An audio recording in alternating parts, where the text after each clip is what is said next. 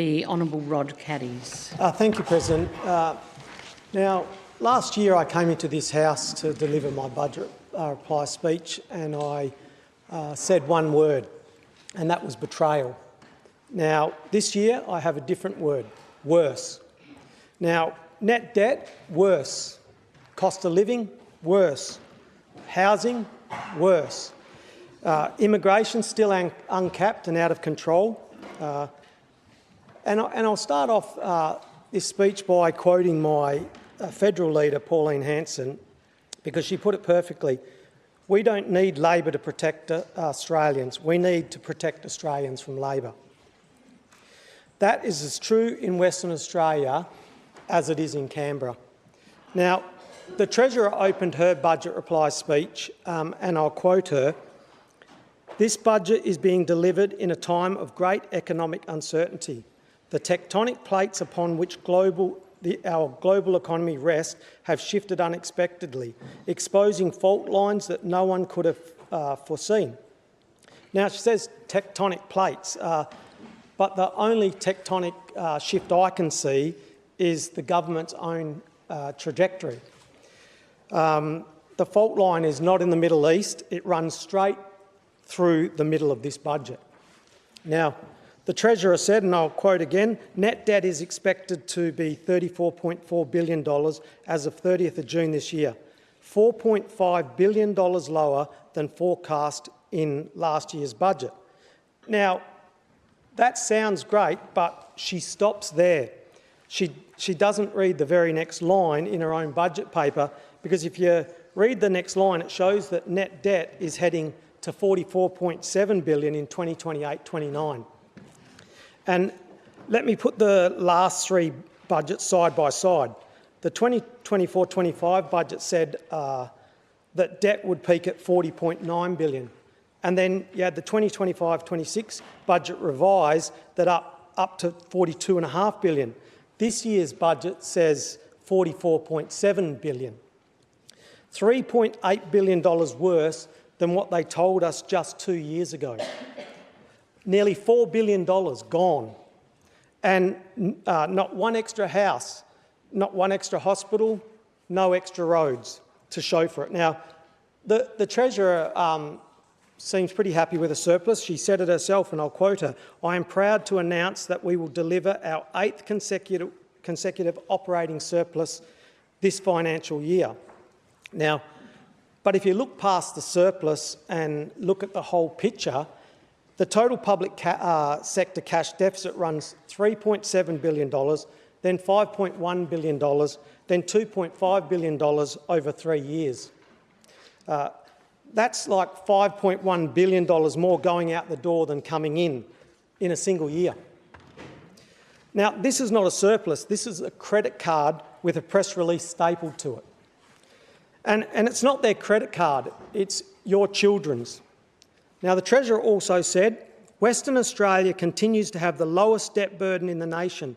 Net debt as a share of the economy is just 7.1%, compared to an average 19.2% across other states." Now, the lowest debt burden as a share of the economy. In other words, celebrating coming second last in a race nobody wants to be in.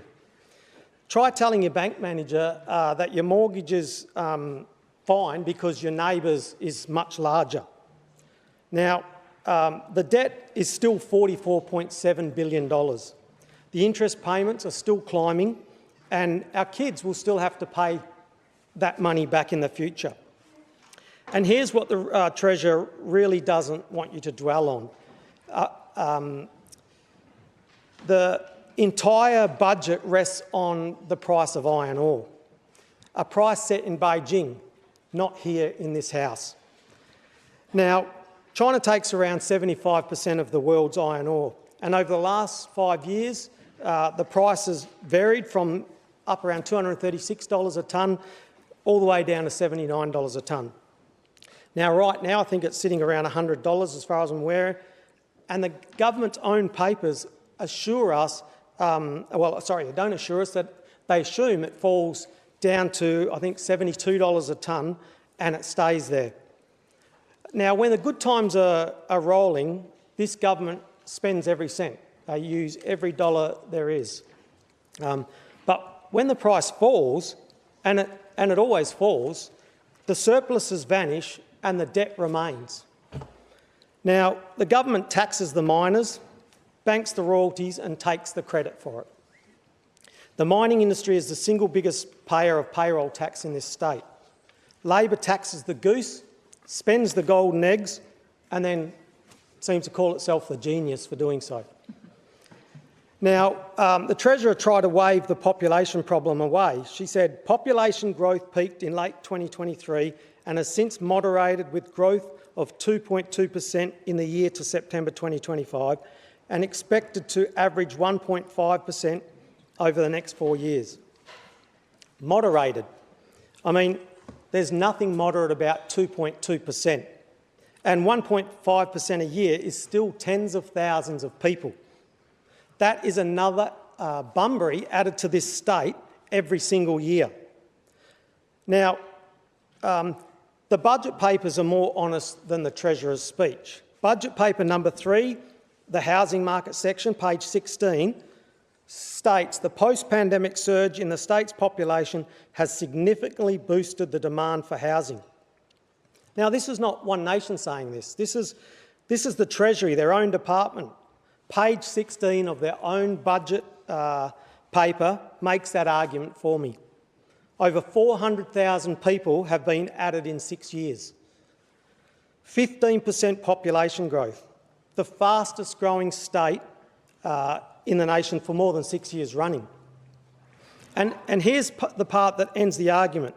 The fertility rate in this state is just 1.4 babies per woman. And I said per woman because only women can have babies.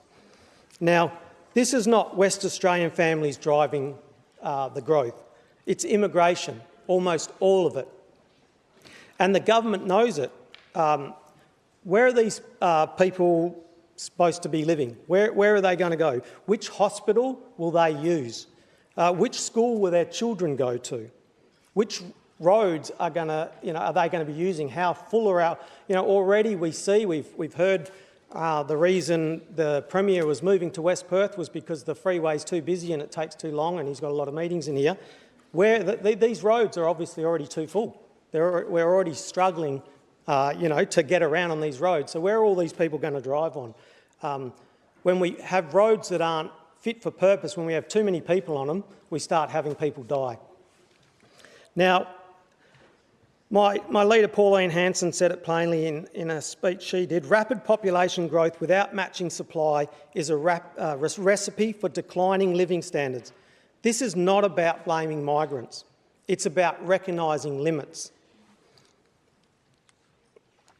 And now, this is the trap that's been built. More people means more demand. More demand means more spending, and more spending means more borrowing. More borrowing means that they need even more people to generate the tax to service it. Now, around and round it sort of goes. It's like a Ponzi scheme dressed up as the economy. Now, you can't borrow your way out of a problem you created by importing the demand that caused it. This is crisis management funded by debt. So the $44.3 billion asset investment program is needed just to keep up with the population. They refuse to slow down. Mass immigration is a crisis, and Labor knows it. We all know it. We moved a motion on this very issue in the chamber, and Labor voted it down. They will admit it in a speech, they'll write it in the budget paper, but they will not vote for a single thing to fix it. Think about what it means for a real family, a young couple who grew up here, who work here, who pay their taxes here, and who cannot buy a home in the place they were born in. A nurse who can't find a rental within an hour of where she works or he works. I mean, that's a rental. That's even if they could afford to pay for the rental, the way prices are. A pensioner choosing between heating and their groceries. Now, every one of them is paying the price for population policy that this government will not even admit it has a problem with. This is not about where anyone comes from. I've said it before and I'll say it again. This is not about demonising migrants. It's about government bringing in more people into the state than we can house, more people than we can treat in our hospitals, more children than we can put into our schools, and more people than we can employ. So acting surprised when the system buckles, it's no surprise to me. Now, we've seen, like I said, with schools and stuff like that, we know, there's classrooms operating out of demountables that, should have been proper classrooms years ago.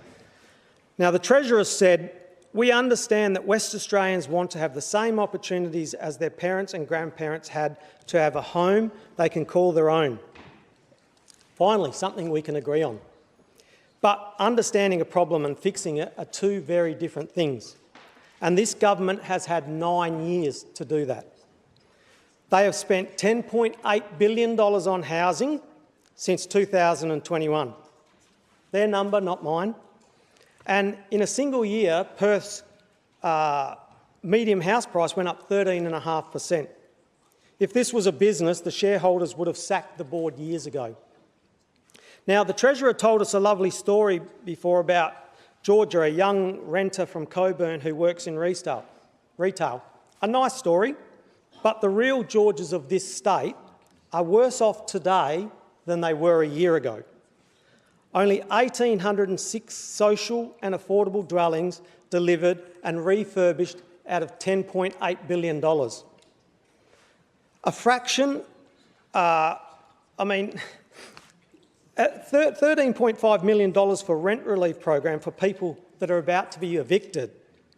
A fraction of the $198 million for the fuel check. That $100 that you get, everyone gets, no matter whether you're, Twiggy Forrester or person, on the dole that has a licence. You could be anyone. You could be a millionaire and still get your $100. You could be not living in WA and you get your $100. It's just, ludicrous to think that that was a good option for that money to be spent. Anyway, you can't build your way out of a demand crisis while you keep pumping up the demand. Now, again, I'm going to quote my leader, Pauline Hanson. She nailed it when she said, "Young people are not struggling because older generations succeeded. They are falling behind because governments chose subsidies and wealth distribution over letting free enterprise flourish." And Order. Now, I have kids of my own and I worry every single day whether they will ever own a home in this state, the state that they were born in. That used to be normal, but the government has made that now a fantasy. I don't think too many people really believe they will own a home these days. And while families go backwards, you look at what's going up. The tax that this government takes from you, that's what's going up. Total taxation revenue climbs from $14.8 billion to $19.4 billion across this budget. Now, that's around a 30% increase. They are not tightening their belt, they are tightening yours. Now, motor vehicle registration revenue alone has gone up to $113.9 million in a single year. Now, One Nation has said for years that car rego in this state is a punishing impost on families. And here's the cruelest detail in that. When you look at it, the budget admits part of that windfall comes from people shifting to shorter registration periods, which attract higher fees. I see it all the time, I know back in different times when I was struggling earlier on in my life, I had the same thing. You had your 3 month, your 12, it costs you more to pay for a shorter period of time. So people that are struggling the most end up being whacked extra money on top because they can't afford to pay the yearly registration. They're profiting from hardship of the people of this state. That shouldn't be happening. If people can't afford to pay for 12 months, in times like this, we shouldn't be punishing them by making them pay more. Now, The Treasurer was very proud of this one when talking about hardship. In Australia, I'll quote, it says, "In an Australian first, we are introducing a $100 fuel support payment for West Australians. Every West Australian driver's licence holder, for every West Australian driver's licence holder. More than 2.1 million people will be eligible for this payment. An Australian first." And she said she's proud of that, $100. But Perth inflation is forecast to hit 5.5%. So $100, it really doesn't touch the sides. It's not even means tested, like I said before. You've got rich people that will be able to claim it if they really wanted to. So it's just not a really good thing, a wise way to use the money for this state. Now, by our estimate, around $20 million of the $198 million goes to people earning over $150,000 a year. I'm not sure, again, I'm pointing out, people on $150,000 plus a year, $100, yeah, it's nice to be given, you know, but I've said it before, I've said it on radio, I'd be happily give up my $100 to help people that really are struggling to the point that they can't afford to even pay their rent these days. Now, so I ask the Treasurer a simple question. Why was the full $198 million not added to the $13.5 million rent relief program for people about to lose their homes? Meanwhile, there is a $20 million for a new African savanna in the precinct at the Perth Zoo. A new giraffe enclosure with visitor lookouts and elephant enclosure, the elephant enclosure decommission. The giraffes are getting a better housing deal than the young West Australians here. When your own people are in crisis, maybe the giraffe barn can wait. I think it's probably more of a priority for our young people struggling and people that can't get a roof over their head than providing the big giraffe there a new enclosure. Now, the Treasurer said for a 7th consecutive year, household fees and charges will be kept well below inflation, except electricity is going up 2.75%. They simply cherry-pick what goes in the basket to make the headline number work. And here's what they don't tell you. Your electricity tariff now recovers just 75% of the actual cost of supply, down from 78% last year. The taxpayer subsidises the rest. The subsidy is growing, your bill is growing, and the gap between them is growing. And they want to spend another $1.4 billion on the transition. Then the Treasurer made a remarkable admission. Over 300 people are currently in our hospitals awaiting an aged care bed or Commonwealth support package. 300 people stuck in hospital beds because there is nowhere for them to go. The Treasurer told us that herself. And her solution? Blame Canberra. Just like we blamed Canberra for the fuel problem when we knew it was a possibility of it heading forward, it's always someone else's fault. But here we are at a state level. I'm sure there's more we could do rather than having 300 people lying in their beds, taking up rooms. Now, health is at $16.7 billion, 32% of all spending. And they're still paying private hospitals to clear elective surgery backlog the public system can't cope with. And what are they spending money training doctors on? I'll read out a couple of things here we looked up. $800,000 for LGBTIQA plus training through the AMA. We cannot get a doctor to half of our regional towns, but the priority is pronouns. Why is the system overwhelmed? Because you added 400,000 people in 6 years. Every one of them needs a GP, and an emergency department, a specialist, maybe a maternity ward. Given, like there is a low birth rate, we still need good maternity wards. Now, you can't import a city and forget to build hospitals. And while the wards are ramped, here is where the money went.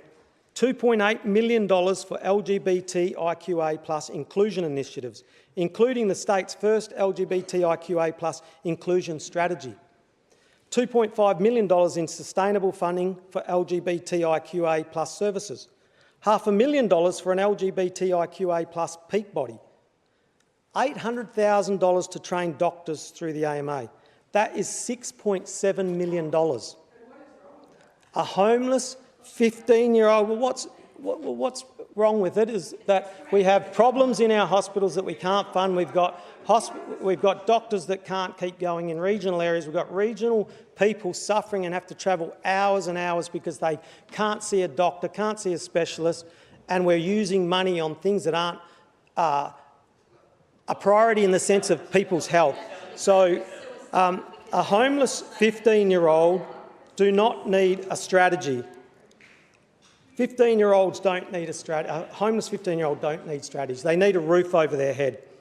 Now, last year, I told this place it was $2.3 million on inclusion and strategies.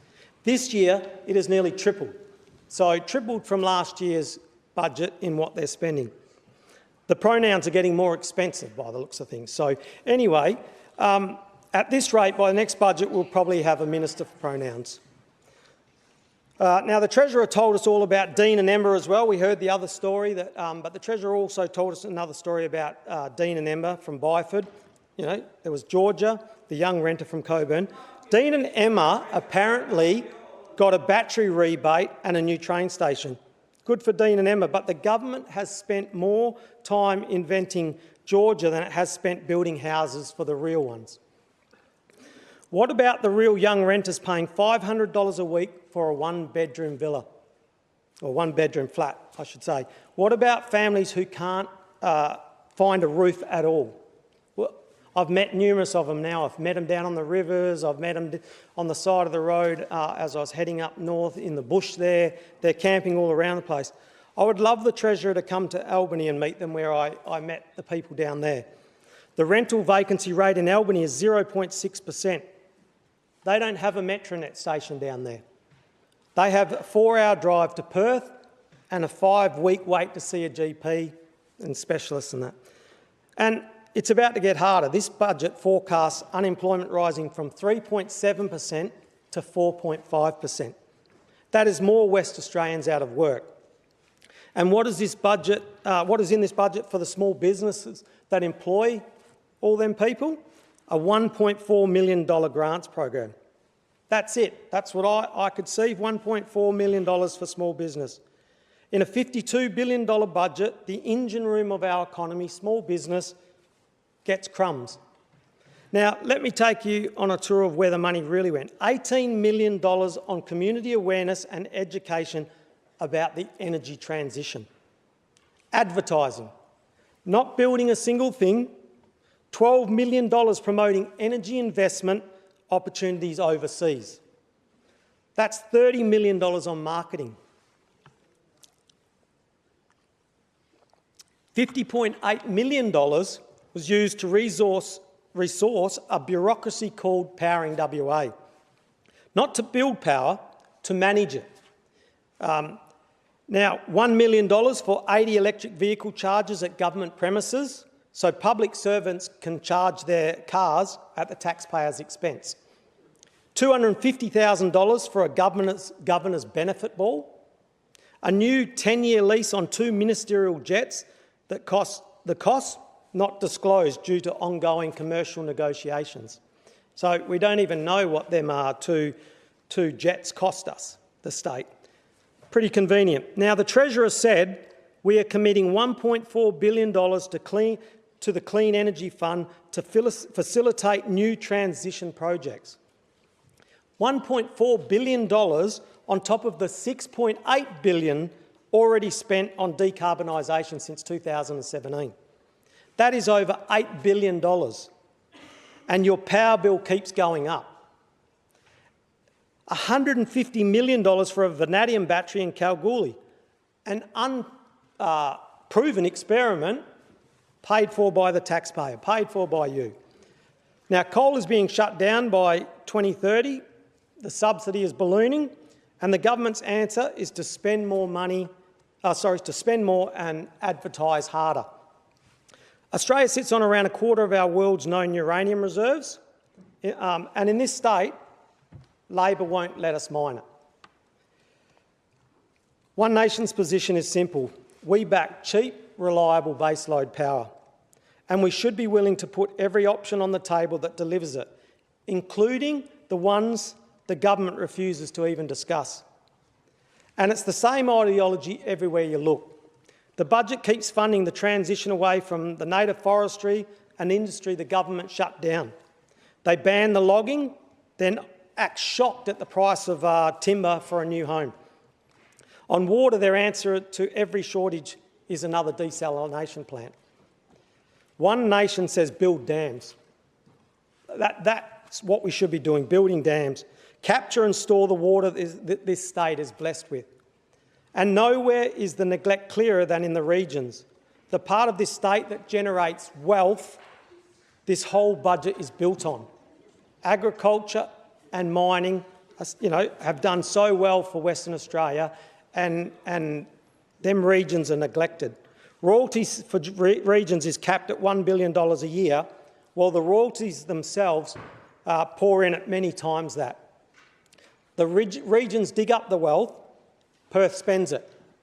Like I said, we've seen with the money that's being spent in Perth on Metronet, we've seen the building the racetracks, we see the amount of money that's piling into the city when a majority of the wealth is produced out in the mining industry and the agricultural region. Now, we've got $672 million for regional housing, and it is spread so thinly that towns like Albany, Bunbury and Geraldton get more unaffordable by the day.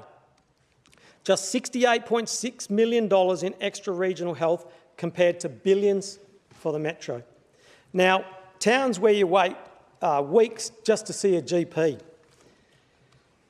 where families drive hundreds of kilometres, as I said, to go see specialists on patient-assisted travel scheme, that has barely moved in years. The Treasurer, couldn't resist a swipe at opposition over Metronet. Those opposite argued that the suburbs didn't need it, that no one would use it, and that we were building it too early. How wrong they were. What she didn't mention is the cost blowouts, the billions over budget, and we've seen that. And we're not just talking, little bits of money here. We're talking billions and billions and billions over budget. What those billions could have done for housing, for hospitals, for regional roads, would have been pretty huge.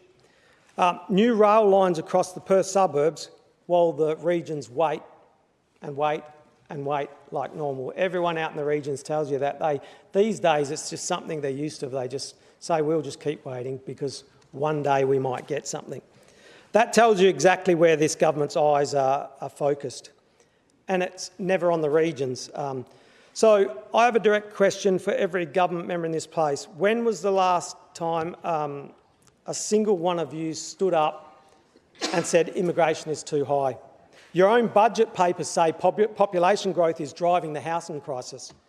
Your own Treasury wrote those words, and not one of you will say it out loud, but it's there written by your government. Even the federal coalition is copying our policy now. Angus Taylor is promising the biggest migration cut in Australia history. Thanks, Angus. Well done. Good. Thanks for taking up that.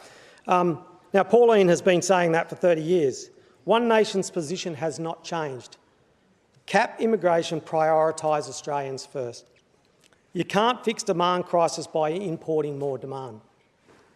So let us be clear about the choices in the budget, because every dollar is a choice. We live in a state where young Australians cannot buy a home, where a family can't get a hospital bed. And I'm sure many in this House have experienced when you roll up to emergency, and I think the last time I waited with my daughter was 8 or 9 hours to get in there. So we're a regional town, can't find a doctor, as we've heard. We've heard Kalbarri now are losing their doctor. There's just the same recurring problem out in the regional areas. They're losing their doctors. And at the very same time, this government found the $1.4 billion, as I mentioned, for a clean energy fund. They found $500 million parked in a fund for Aboriginal Cultural Centre and a museum relocation that doesn't exist yet. $20 million, as I said, for the giraffe enclosure, $24.6 million to watch a 2-minute eclipse, $6.7 million on the LGBTQI plus programs, $30 million on the advertising the energy transition. Now, every one of those dollars is a dollar that didn't go into a house, into a hospital bed, a police officer or a regional road. These choices tell you exactly whose side this government is on, and it's not yours. Now, the Treasurer finished with this. Our fiscally conservative approach to budget management continues to be recognised by both major rating agencies, with WA continuing to be the only state in the country with a AAA credit rating. Fiscally conservative. I almost had to laugh out loud. $44.7 billion in debt and heading higher. $52.5 billion in expenses, a 6.9% jump in a single year. A $5.1 billion total public sector cash deficit in a single year. And she calls that fiscally conservative. If I ran my family's budget that way, the same way the Treasurer runs the state, I'd be embarrassed. I'd be bankrupt, probably. So I'll leave the Treasurer with one simple question, and that is about the year 2029. In 2024, the Treasurer said net debt would be $40.9 billion. In 2025, Treasurer, you said it would be $42.5 billion. This year, you say $44.7 billion. Why should a single West Australian believe any number you put out in front of us next year? Last year, I called it betrayal. This year, it's worse. The debt has deepened. The crisis has grown. The ideology has gotten more expensive. And the people of this state are worse off than they were 12 months ago. One Nation will not stop holding the government accountable.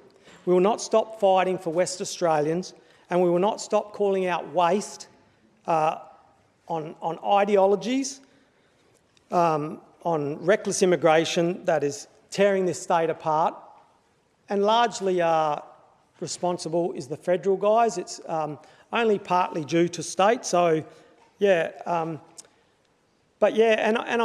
I'll finish off with just a couple of things I seen on social media. I couldn't believe a post I seen yesterday by the Premier, and he put up a thing about the temperatures this week and how cold it's going to be, and then he said, "Stay warm out there, West Australians." And I was like, wow, what a post to put out when the record homelessness we have in this state, people are doing it rough, really tough, sleeping there, lots of them sleeping in the cold. And he said, "Stay warm out there, West Australians." I thought that was a really sort of a bit of a kick in the guts to all the people that are, that don't have a roof over their head in this state because of the decisions that have been made by the Premier and his government. So anyway, I don't think I'll go any longer. I've got a few more things I was going to say, but I'm going to end my contribution there. Thank you.